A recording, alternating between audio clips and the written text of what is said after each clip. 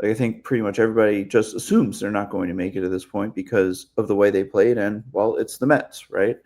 Right. Um, but no matter what happens this week, whether they get in or not, which it would be in their best interest from a narrative perspective to get in, um, there are major changes coming to this roster and potentially to this coaching staff. I Yeah. mean, they are they are they look like they're not well coached, and I don't think that's changing in the next 7 to 10 days. They're not just going to magically flip a switch and look like a championship team. You know, it's been 87 games of this, and 87 games of last place play. Right, we're not talking about championship caliber play here. That's just the reality. That's the truth, right? And Yeah. And this I past don't want to piss in anyone's punch bowl here, but that's you cannot argue with the statistic. yeah, and this past week is really an encapsulation of the entire season, and I think you hit on a point that is very important, that everyone for too long, I think, has pointed at the pitching as like, hey, if the pitching was better, everything would be fine. And that, I think, is such a gross mischaracterization of what's happening here, because while it has been the largest issue for a long stretch of time, it's not the only issue. And there is clearly something wrong here. There is something rotten, whether it is the pressure or the way these guys gel or the way they're being coached. Who's to say at this point? I would have to think if this team doesn't make the playoffs, we're going to get one of those big revealing articles that always comes out once a season ends about this team, because something is amiss that no one can put their finger on. But look at this, just the weekend in general. In the last 4 games, including last game of the Padres series, Mets commit 6 errors in the field, which is not even including Jose Siri dropping the ball, which for some reason they ruled was not an error. They commit Plays not 6 made. errors, There are plenty of multiple plays not games. made. Yeah, multiple games where they committed multiple errors. They lose a game on an inside the park home run in extra innings because they don't back up a play properly. They take bad angles on balls. And yeah, the offense, cool. Like, we have a couple good games, and then what happens? After you score 12 runs, you score 3 runs on Saturday, and you blow how many goddamn chances to win that game? The Nationals handed the Mets that game on a platter. The Mets actually came back to tie the game in the ninth inning.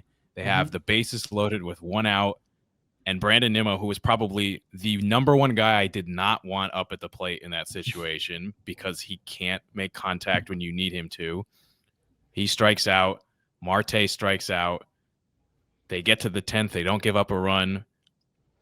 Acuna botches a bunt, but they get lucky. Play isn't made. First and second, nobody out. What happens? Alvarez hits into a double play. Mauricio, who gets 1 at-bat a month, flies out. Can't even blame him for that because he never plays.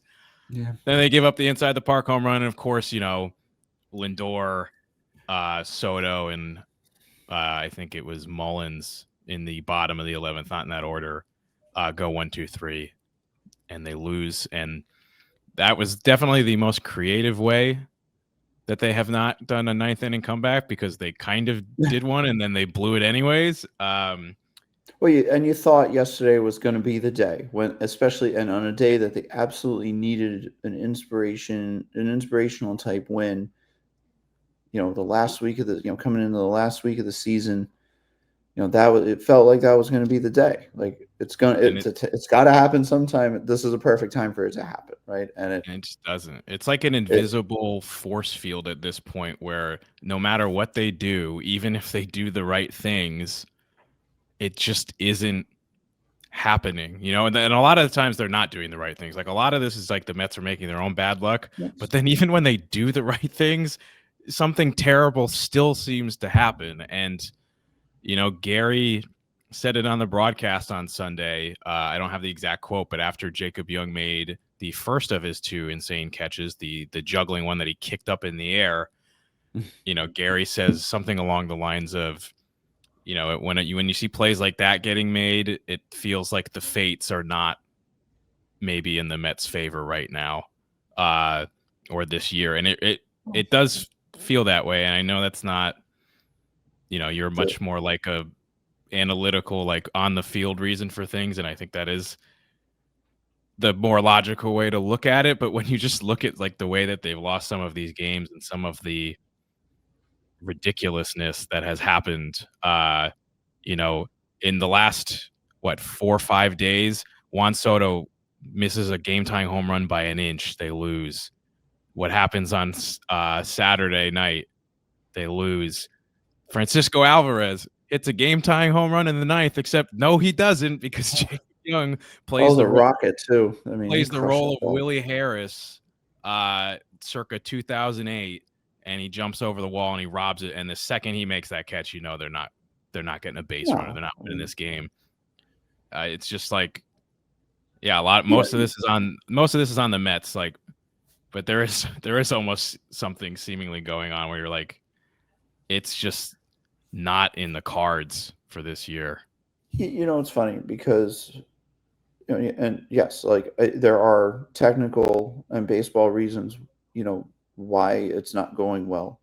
But the Mets, between the Buckner ball and I think this weekend, someone can keep me honest on this one. I think this weekend is the 52nd anniversary of the ball off the wall play in 1973, where Mhm. that was September, where everything bounced right. That September, Alvarez's ball would have gone over the fence, like, or it would have clanked off his glove and gone over. Right. It just seemed like there's always some sort of, um, potion or poison, with this franchise and organization. But You just look at the you know, last between 2 years. yeah, It- That's a and home run last year. right, but the thing is, like, I say this to you all the time, like, it shouldn't even come down to plays like the ones Jacob Young made today. Like, why are we even worried about, like, pressing about games that probably, like, 3 4 months ago you would have expected to be meaningless. Even Hmm. 2 weeks ago when they were 5 up on the Reds or whatever it was, these games were potentially just, playing out you're hoping the Mets may have been playing out the string at this point.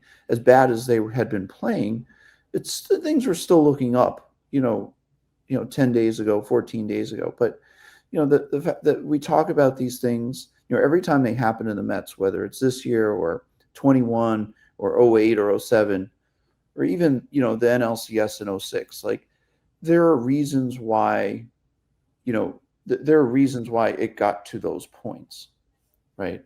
You look back on, um, 2007, 2008 specifically, like, it was the same thing. They essentially stunk, which made those games one in 2007, after that Philly series, games 150 to 162 matter when they shouldn't have mattered.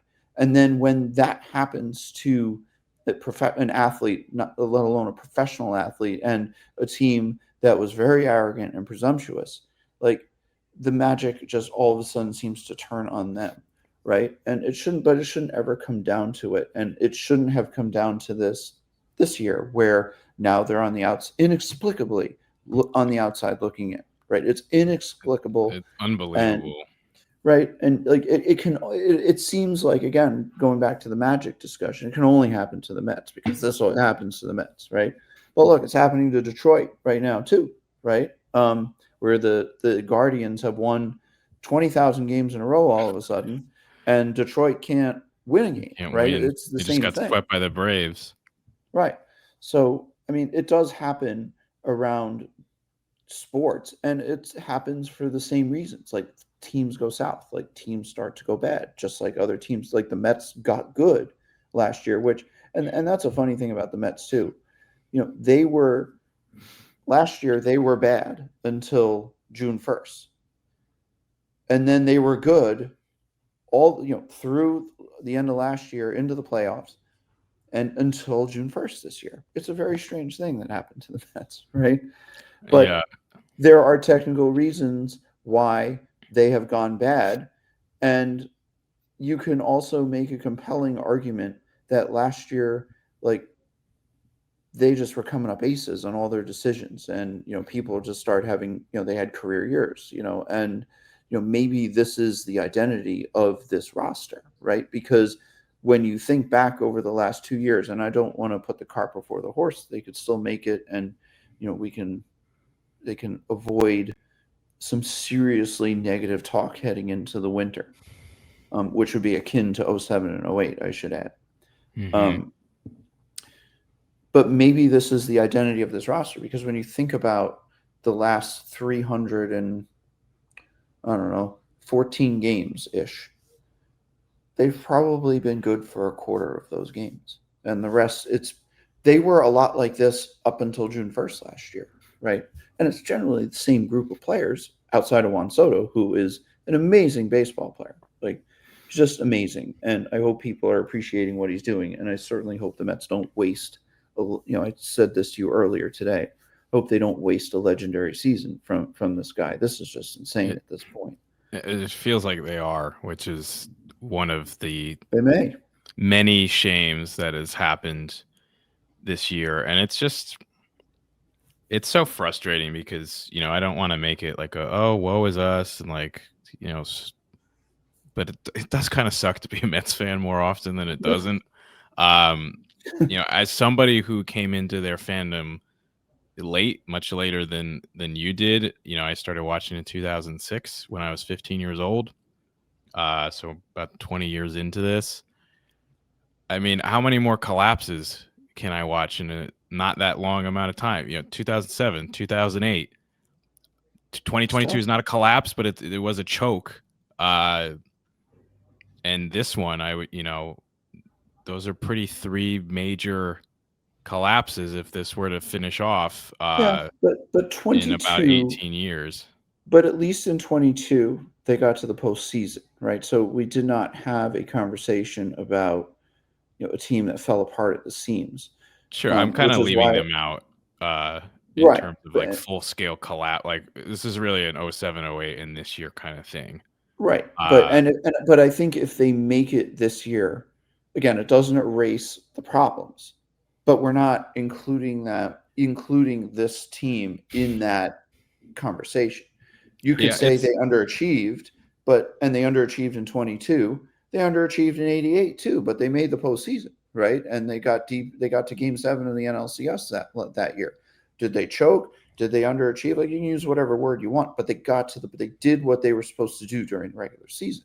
Sure. And if the Mets ultimately win a wild card and are playing a week from Tuesday in LA, which is where they would be going, then we're not talking about a collapse. We're talking about, if assuming their season ends in LA, a disappointing season, a season where, okay, now there's a lot of heavy lifting coming in, and that doesn't change whether they make it or not. But we're not talking about a team that fell apart.